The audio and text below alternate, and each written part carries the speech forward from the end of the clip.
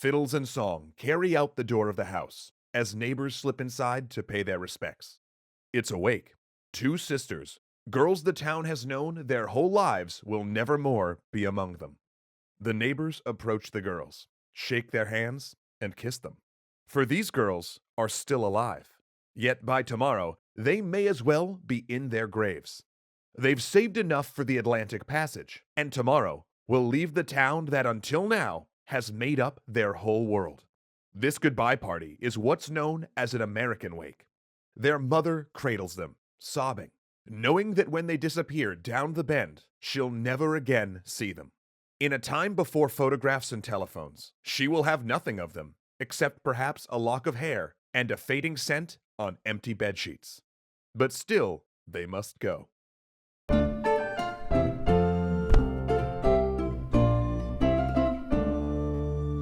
Irish immigration became a fact of life over a century before the Great Famine. But amid the horrors of 1847, it reached a fever pitch.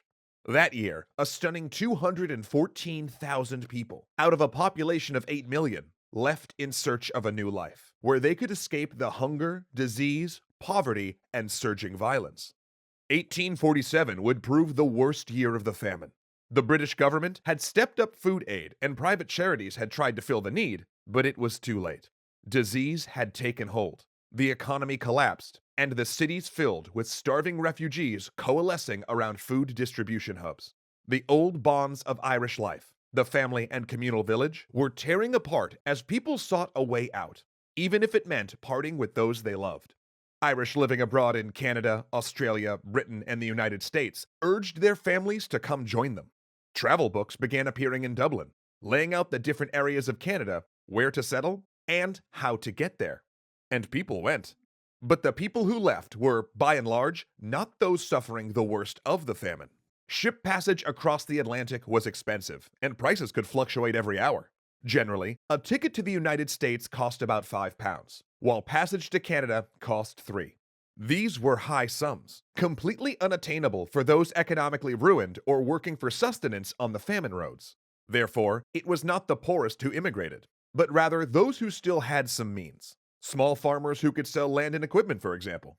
Immigrants tended to come from communities that were hard hit by the famine, but not so desolated as Skibbereen or other areas in the West. There were, of course, other ways. Some landlords considered voluntary immigration the cheapest and most humane way to clear their land. One that, as a bonus, wouldn't put them under the threat of assassination in retaliation for evictions. They offered to pay a certain number of tenants to sail to Canada and found themselves inundated with applications. The truly desperate, though, found an innovative solution. They would commit a crime in front of a police officer, hoping that the sentencing judge would transport them to Australia. Actually, when a sympathetic judge moved to acquit a pair of women after one of these crimes, they just threatened to simply walk out of the courthouse and do it again. So, they got what they wanted. 7 years at a penal colony in Tasmania. But even for those lucky enough to get to a port, the danger wasn't past. Dockside con men fleeced the new arrivals, charging huge commissions for buying tickets or provisions. Some sold expired tickets, or provided ludicrous currency exchange rates. And then, a ship's departure might even be delayed, forcing prospective travelers to rent rooms they couldn't afford. As a result, many who made it to the port of Liverpool found themselves unable to afford passage, and melted into the city's underclass. And all of this for space on a ship not meant to carry passengers. For the ships that plied the routes from Canada to Ireland were actually cargo vessels.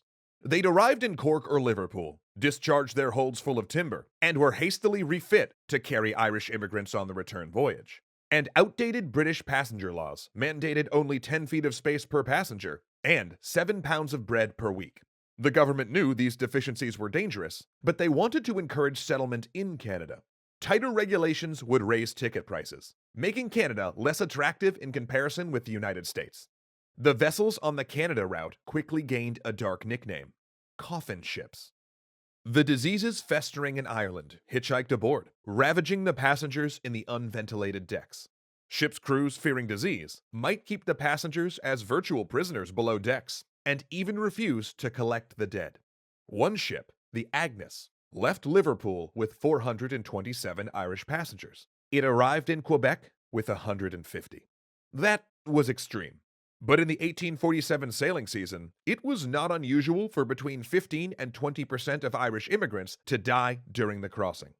Those that survived languished on quarantine islands, unable to set foot ashore, while the disease spread further in the tent cities. Conditions were so bad that the Bishop of Quebec sent a letter to the Catholic Church in Ireland begging them to preach against immigration. Yet, they came anyway, and they made it. Thousands of Irish settled in Canada, with others walking south towards the border and crossing into the United States. Down the East Coast, things were no better despite the higher ticket prices. It had taken many Irish refugees all they had in order to afford passage to the United States, and few had the funds to move inland once they reached a port. So people who had dreamt of farming in the West ended up clustering in cities like Boston, Philadelphia, and New York. And though generations of Irish immigrants had arrived before the so-called famine Irish, the newly arrived often found that their predecessors did not welcome them. Those earlier waves of immigrants skewed wealthier and Protestant, and old sectarian tensions continued to simmer in the New World. Canadian cities in particular were known for brawls and riots around sensitive dates like St. Patrick's Day and the anniversary of the Battle of the Boyne. And in both Canada and the United States, Irish immigrants, mostly Protestant, began referring to themselves as Ulster Irish or Scots-Irish to differentiate themselves from the new underclass. In America, nativist societies sprang up, pressuring the government to cut immigration and contain the new Irish immigrants that they considered both racially inferior and religiously subversive. A fringe political organization called the American Party, widely known as the Know Nothing movement, arose to oppose immigration. And spinning conspiracy theories about Catholic plots to take over the United States, nativist groups formed criminal gangs like the Bowery Boys that harassed immigrants. Doctors, hard air quotes there, measured the heads and faces of incoming Irish immigrants, using pseudoscience to declare them racially inferior. Newspapers breathlessly reported on the crime, hopelessness, and squalor of New York's largely Irish-American Five Points neighborhood, making it America's most famous slum. And look, the 5 Points was horrible. Stately hotels became crowded tenements, their hall floors sitting uncleaned for so long that trash hardened and became part of the floor. In the 1850s, 55% of arrests in New York were Irish, and Irish women made up a quarter of the city's sex workers. Irish gangs like the Dead Rabbits clashed with the nativist groups like the Bowery Boys.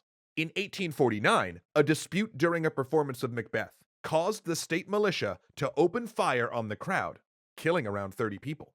And in 1857, the Dead Rabbits and the Bowery Boys fought a citywide gang war that raged for 2 days. But recently, historians have found another side to the infamous 5 Points. A new study of records at a New York immigrant bank discovered that a sizable number of residents had 6 months to a year's worth of salary saved, a rainy day fund to get them through a crisis. Therefore, it appears that some stayed in the 5 Points not because there was no other option, but because the cheap housing allowed them to save more, send money home to family, and stay a part of an Irish community. And crucially, in New York, the Irish had a champion that would fight for them. John Joseph Hughes had been born in Ulster and found his calling in the church. Not particularly spiritual, but aware of the political power the church wielded, Hughes used his position as bishop, and later Archbishop of New York, to protect Irish immigrants and culture. In New York, Hughes saw a chance to rebuild Irish Catholicism, which was in ruins after centuries of religious oppression at home. And he began using the First Amendment as a cudgel, demolishing architectural laws that forced Catholic churches to look like Protestant ones, and argued against the Protestant King James Bible in schools. He founded Irish Catholic schools and newspapers, and during and after Mass, he ran classes on how to assimilate to American culture. And when he had to, he played rough.